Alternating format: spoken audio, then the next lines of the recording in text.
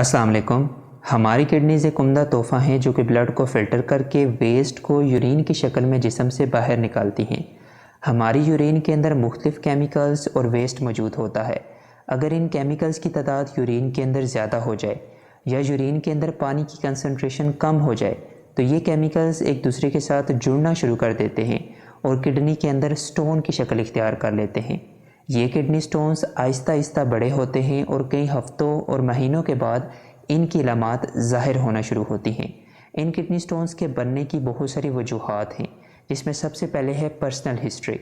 इसका मतलब ये कि अगर किसी शख्स को किडनी स्टोन डायग्नोज हुआ है और ट्रीटमेंट के बाद दोबारा से उसके अंदर किडनी स्टोन होने के चांसेस होते हैं।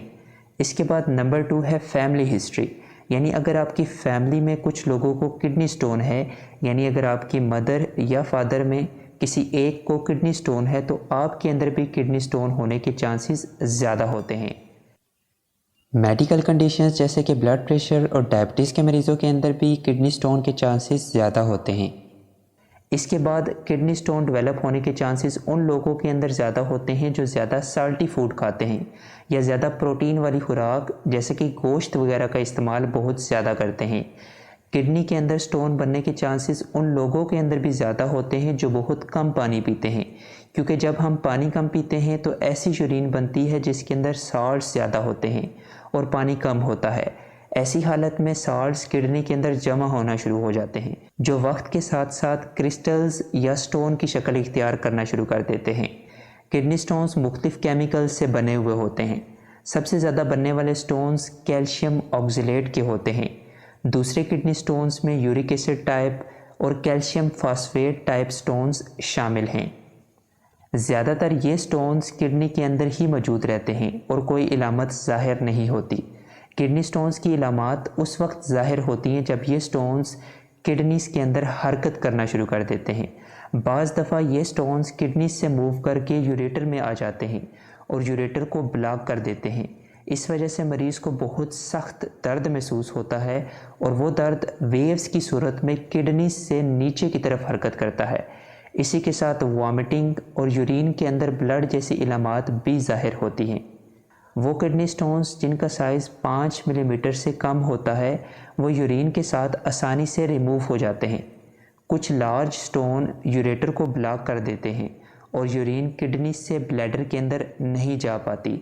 इससे किडनी के अंदर इन्फेक्शन के चांसेस बहुत ज़्यादा हो जाते हैं। किडनी स्टोन्स का ट्रीटमेंट उनके साइज़ और लोकेशन की बेस पर किया जाता है।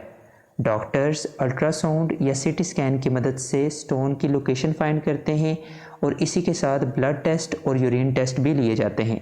बहुत छोटे किडनी स्टोन्स ज़्यादा पानी पीने से यूरिन के साथ जिस्म से खारिज हो जाते हैं।